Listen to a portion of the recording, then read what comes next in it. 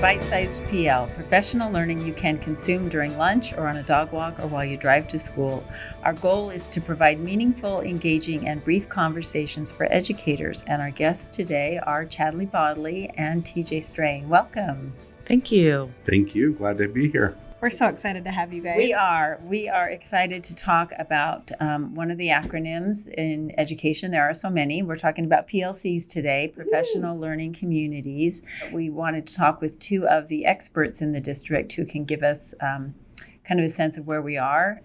They've been around for a while, but as we go into schools and visit with teachers, it feels like they have a new relevancy that I don't think we saw throughout schools 15 years ago. So let's start, Chadli, by having you share with us, because you kind of represent the district.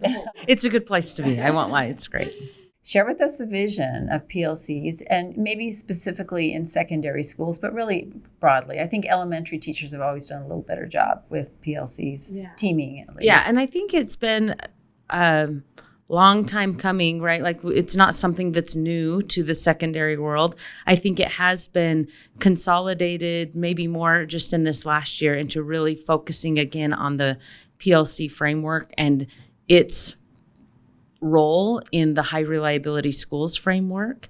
But 17 years ago when I attended, the focus was more on smaller learning communities and the role that PLC played in the smaller learning community framework. And many schools pulled out the PLC model as just something that's really good for teachers. So as we look at PLCs and where we're looking at it as a district, I guess you would say, I think it's more just because schools are looking at it too, right? Schools have been working on it.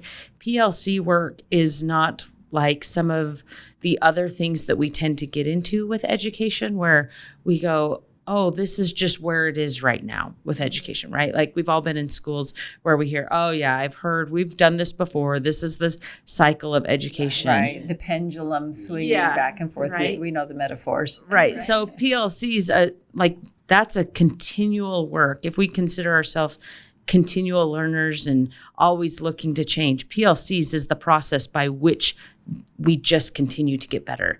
Collaboration and really being intentional about our collaboration is very important. And I think that's what PLCs does. So what are a couple of the essentials to strong PLC work? So collaboration, of course. Culture. I think culture is the first and foremost essential for any PLC to really work. If you're not feeling safe and supported in your culture or in the group that you're working with, you'll never get down the line with where you need to go with your PLC work. Effective teaching strategies. And this right now, I'm just kind of regurgitating from our high reliability schools, right? Yeah. But engaging practices in the classroom, guaranteed viable curriculum, getting standards-based grading going and working through that, which is all of these things are huge components. I'm talking too much. Let's let TJ talk. It's almost like you guys are saying the best model is not just having teachers go in their room and shut the door and teach. Right? It sounds like this is really, really life-changing for teachers, but also very vulnerable. Those things you're listing for Absolutely. Me to put my practice on the table in a group of other people. Yeah. Looking at your data, right? That's a hard thing for anyone to do, whether you're in an English 8 classroom or whether you're a group of principals sitting around a table talking about your school-wide data and how it's working. I think that's part of the challenge as well, as redefining and helping teachers and staff understand what a PLC is. That because it used to be when I first came into education, I thought PLCs, and you hear that term used loosely of, we're PLCing. Mm-hmm. And the PLC is the school, and the teams are the ones who come together. They collaborate, they work on curriculum. And, that was a huge shift for me to start to say, people will say, how's your PLCs? Well, our teams within our PLC are great, but the PLC is really the driving factor. That's that overall school vision. The teams are the ones who come together. This became really important. When I first was a principal, it was probably in September. I went to Mike Archibald and I said, how do you think things are going? And I'm so glad that he was honest with me. He said, we don't know what you want. Mm-hmm. And I was like, oh, I thought I had a clear vision. I thought I had established that.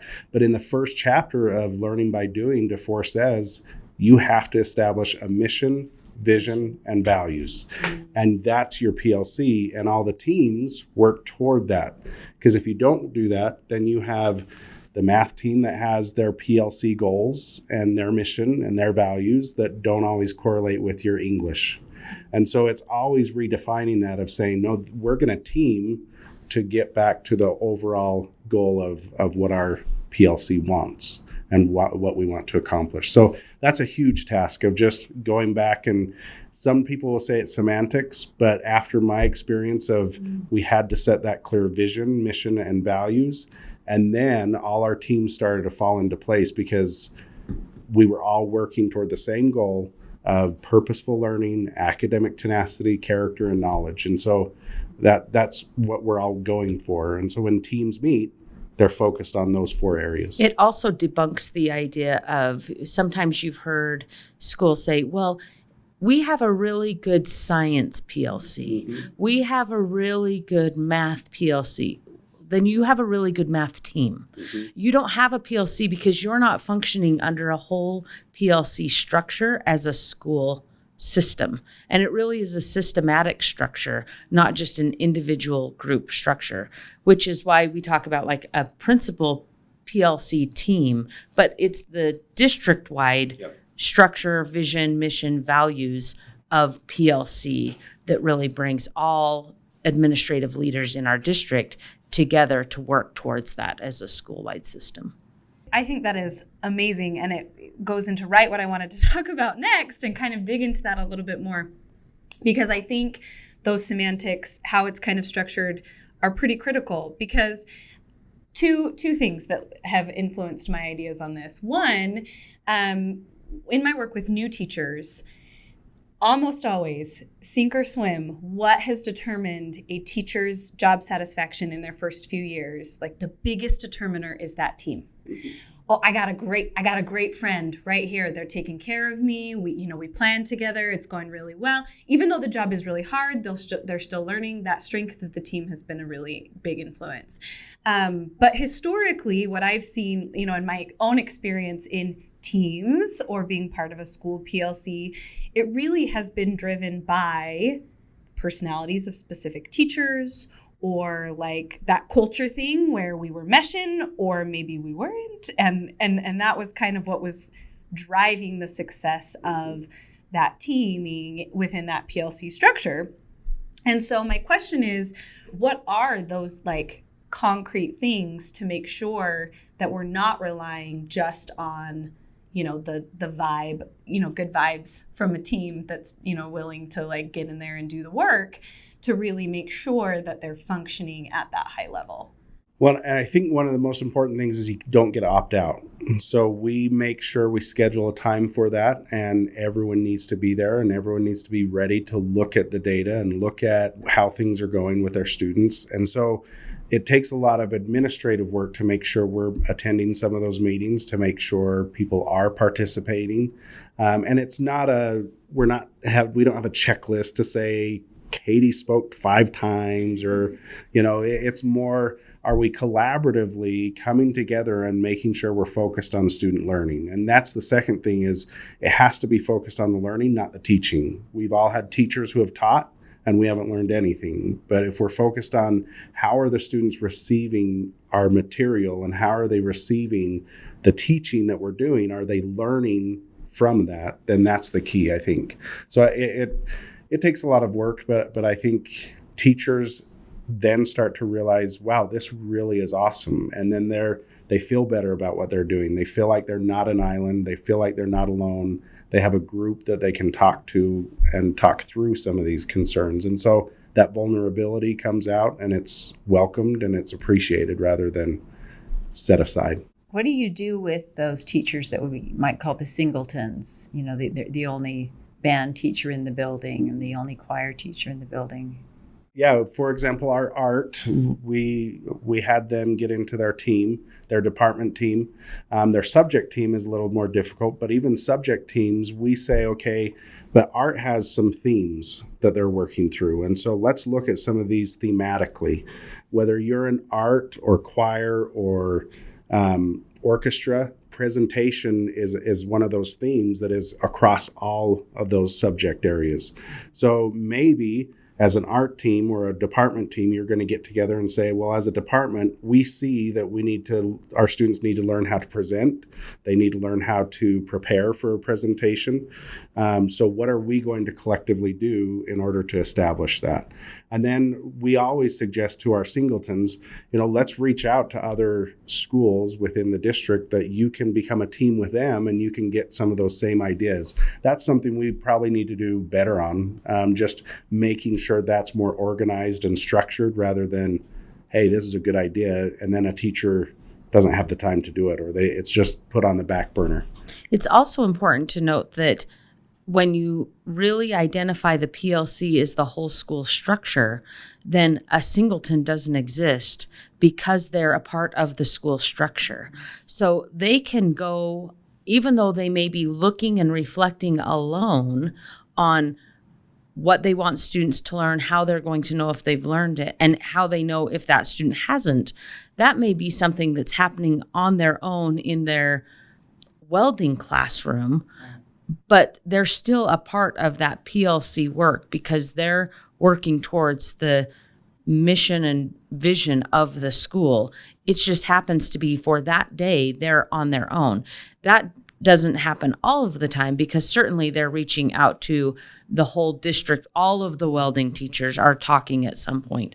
All of the foods teachers are talking at some point. But there is sometimes, and oftentimes, that even our math teacher will need to complete some of that work on their own in order to come ready to speak and to collaborate with their whole group. So it isn't just one look that looks right for what we expect to see. Yeah, it's not just a bunch of 8th grade math teachers Right. are the perfect team. Right. So it feels like that reflective practice and looking at data, that's part of the PLC structure. And then the teaming part is where there's some flexibility with, I remember I was on an AP English team that we would meet the different ones from out the district. And I know that's what we hear sometimes from newer teachers is I don't have a strong team, but it's just we have to kind of change our vision of what team means to us. Team is beyond the walls of the school. It's not just and beyond the walls of the subject, right? Right. If we're speaking a lot to secondary because that's our area, but in an elementary school, I would imagine, I'm not an expert in the elementary world, but if my 4th grade team is not working for me and I'm not getting all of the answers I need, certainly I can still reflect on my own and take my reflection to my colleague in the 3rd grade and talk through some of that with them to get a better line of sight for where I want to go next. And really, I love how DeFore says it. He says the PLC is the structure and the teams are the building blocks. And you can have a variety of teams. We have department teams, subject teams, grade level teams. All those teams have a specific purpose, but they're all focused on the same overall structure of what is our school-wide PLC. I would love to dive in further episodes like this idea of providing concrete structures for successful teaming in PLCs while also allowing for that flexibility that naturally needs to happen just functionally in a school. I think that PLC work is tricky because as educators, often we want our checklist of things to do. Very linear. To say, yes. This is what we've done, and this is how I can prove to you that I have done it and completed it, and I'm being successful. And the reality is that you can have a phenomenal team that's working in your science department, and 2 members of that team leave to go to a different space that they feel will suit them better in their career path. And you're starting over in some sense with a whole new team. You have to start with building that culture again and becoming collegial with one another so that you feel like you can have some of those difficult conversations. So it's not something that if you're a leader trying to start this in your school, that you can go, hey, give me the checklist. Where's my checklist? Good, I'm going to go through the steps and make it happen in my school. That isn't reasonable. It's a sense and a way of being that brings about the culture and that piece in your school. Meaning that making that vision really imperative, right? Which is what you were saying. And relevant. Like we want to drive to something, but we're not really sure what we're driving towards. Yeah. Yeah. TJ, you represent Legacy Junior High School, so we know you've got some strong teaming because Chadli recommended that we invite you to be with us. Do you want to call out any of your particular teams in your school that are just, really doing a great job? Anything fun and innovative? Grade level teams are by far the most effective teams. Like all the teams are doing really, really well, but grade level teams, they serve a couple purposes.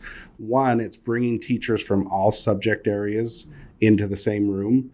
And some of our teachers have said, I never even talked with that art teacher because they're on the other side of the building. I don't know them very well. We have different lunches, but her insight was great. Like it gave me a lot of good tools to be able to use with this student. So grade level teams really are about getting the majority of 8th grade teachers together. So sometimes with your electives, they teach multiple grade levels, but we say, okay, let's have all the 7th grade English, math, science, history teachers together. Then we'll get as many elective teachers that teach the majority of that grade level. And it's so good. Like it really, that team is the team that then refers for special education testing. So that team collectively comes together and they say, what interventions are we going to do for this student? And they collectively make decisions. I don't run that team. Our counselors run it, and I sit in the back and I give comments or thoughts, but it shouldn't be ran by administration. It should be really a team ran by colleagues, and it should have that discussion where we talk about specific 8th, 9th, or 7th grade students. We talk about specific interventions for those students, and then we discuss the outcomes of those interventions, and then we say, okay, are we ready as a team to say, let's send this to our local case management team to determine if we're taking that next step in special education testing, 504, referral to the district. I mean, there's a lot of different options there, but I've just loved watching that process. And our teams have done amazing. They've focused on the right things, and they've had the right conversations. They haven't said, well, if they would just come to school, if Johnny would just make it to class, then I could do amazing things. They've gotten away from those types of discussions that aren't going to help us anyway, and they've just flown with it. So it's awesome.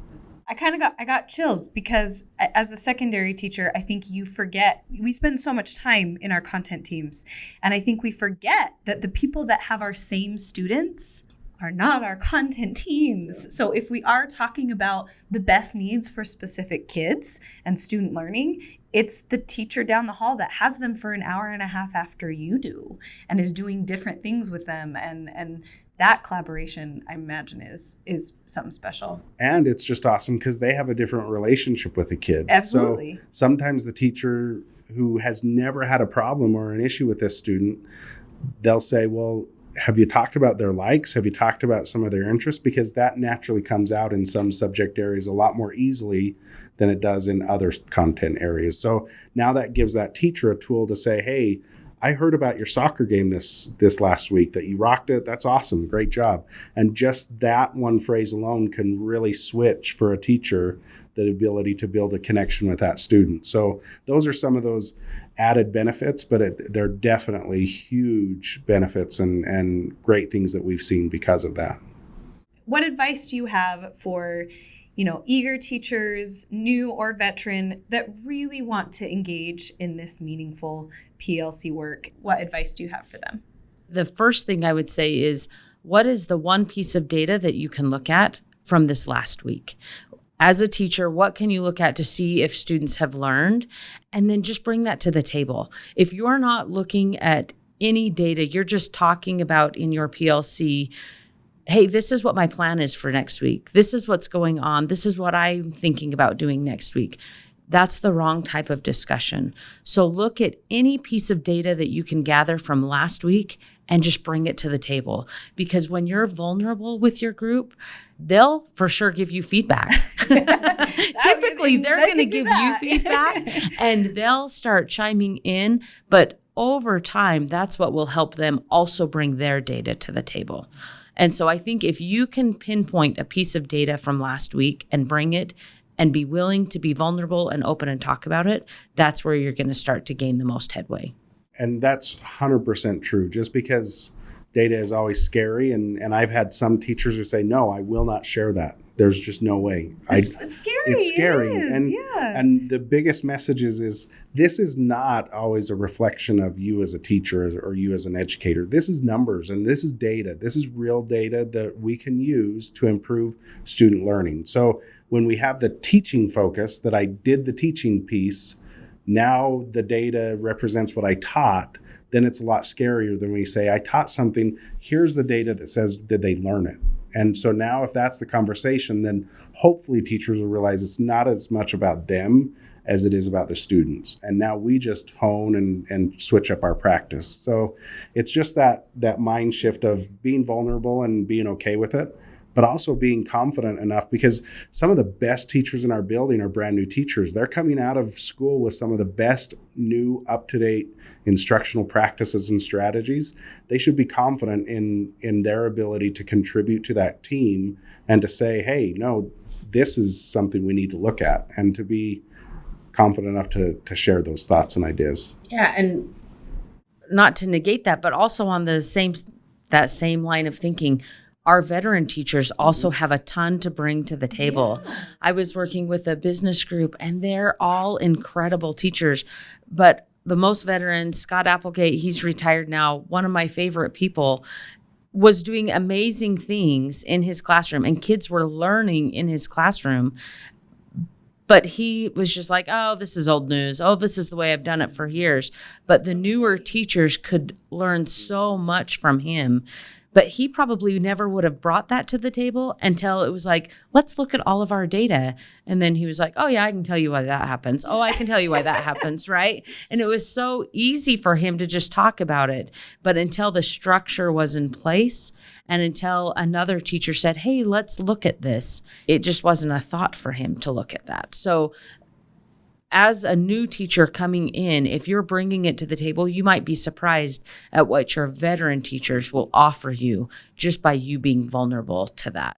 I can remember the first time a new teacher was like, I noticed you've calendared a review for independent versus dependent variables like right after you teach it. And I just said, oh, well, they won't get it the first time. And it was like, oh, you didn't know? Like, you don't know that they won't get it. Like, I've done this, so I know that we're going to need it again. And like, that is something we can now collaborate on, and I can save you the headache. And it's like, oh, because I've already done it. Yeah, they won't get it. They need it another day. And when teams come together, and your veteran teachers, your new teachers, your middle teachers, everyone just come together and they put their egos aside and it's about learning, then great things happen. We all learn, and that's the beauty of the teaming aspect is you're a team and we all learn from that team. My administrative team, I learn from them every single day, and they're amazing and they do such great work. And I'll look at Holly or Terry and things that they do and I'll be like, oh yeah, I need to do that. I need to implement those things. And we'll talk about those things as an administrative team, just because we need to learn from one another. And if that's the focus, then teams are going to be successful. Down the road, is there more training? How are we improving PLCs? Have we got consultants coming in to work with teams? Are we sending people to conferences? Like, what's the vision for how to, increase this work, improve this work? Is it school by school kind of developing? So if you read like the Revisiting PLC book that's out there by the DeFores, and it has Anthony Muhammad and Mike Matos, I think, that are contributors to it. It gives specific roles that each group plays, right? Like what is your role as a teacher? What is your role as the principal and administrative team? What is your role as a district department or the superintendency? And so really looking at that text will help define those roles better for those that are looking to move in this direction if they haven't started. I think that's a great text to use. But as a district, just us being able to share the vision and talk through the vision, and then making structures or keeping structures in place that are working, and then being willing to take feedback on what other areas we can continue to build in. It's one of those things. I remember when I started, everything was talking about time. We don't have the time for that. When will this happen? What will that look like? We talked about creating common prep periods for teachers. That was a lot of the discussion because we didn't have the time. Well, we're in a lucky space right now where we have a 2-hour block of time for teachers to use this work and to facilitate those discussions.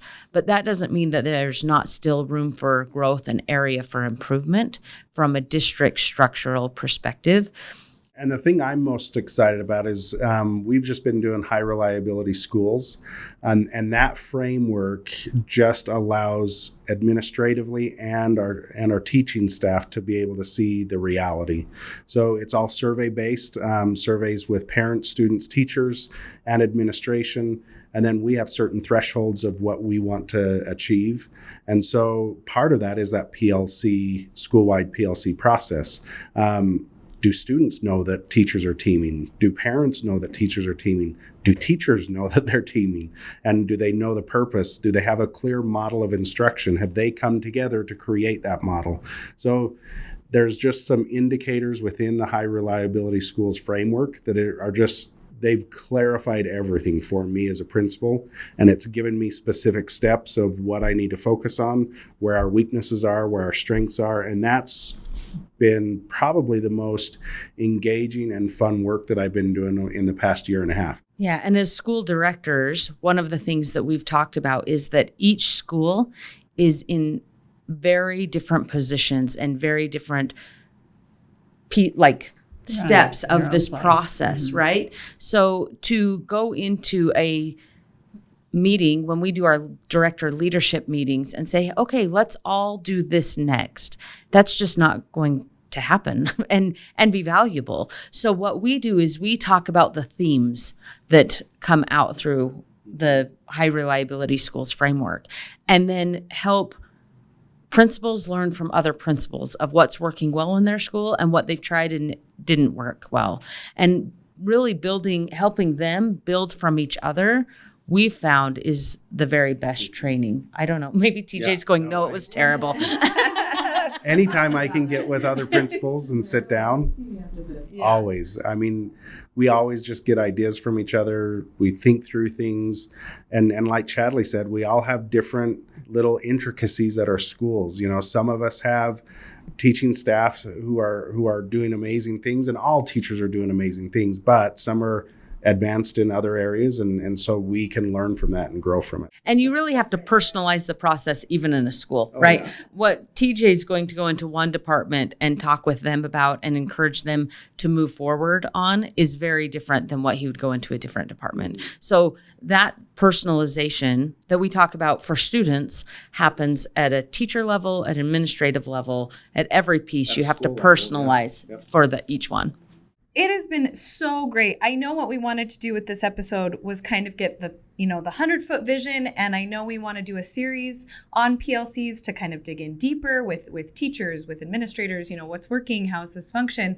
But I'm excited. I'm excited that this is the direction. Yeah, I agree. It's not flavor of the month. Like, this is here to stay. Yeah. This is how we're improving schools and learning. And it works. So, yeah. One of my favorite things from the book is they talk about how change is really easy. Like, we all talk about how change is difficult for educators, but the reality is change is easy. We're doing change all of the time in schools and with education.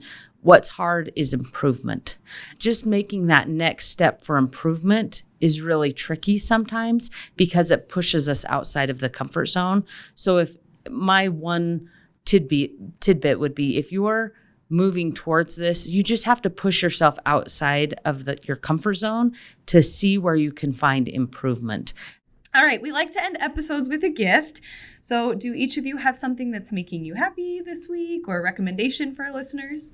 So me and my brothers and my dad, once a month, we used to go every month to a movie, and one of us would choose a new one. And so we went and saw the Ant-Man, and trying to explain that to my dad is very difficult. I can imagine. Yeah, I've met your father. She's met my dad. He's great. So he's like, why is he an ant? Okay, Dad, we'll talk about that later. So I've always loved movies. I love just going, forgetting about everything, laughing, enjoying the moment. Do you get the popcorn? Oh, Or yeah. you the whole 9 yards? Okay. I probably shouldn't get the popcorn, but I totally You get the have to popcorn. get the popcorn. Yeah. Okay, so every year we have like girl cousins, nieces, all of that stuff. We get together and we do like our favorite things gift. And the principals will know this was my favorite thing from this last year because I've given it to them too. If you have not tried a milk frother, milk frothers are amazing, but more importantly, and this is not a sponsorship, but Perk Energy and Perk Chill is phenomenal. It will start your day off better. Yeah, I use it Yes. for my greens instead of having to put it Right? in my blender. You don't have to I can shake froth- anything up. it's- You just I'm froth with you. it. I'm gonna go You're get gonna wanna buy on one. Amazon today. $10 on Amazon, totally worth it. Your milk frother. All right, thanks for sharing the gifts. Thank you very Hey, much thank for having you. us. As Yes, always, thank you. thanks to our producer Tom for making us sound good. This season, we are also putting video of our interviews on YouTube. Check the show notes for that link. Thanks for joining us. Please like and subscribe and share the podcast with others. See you at school.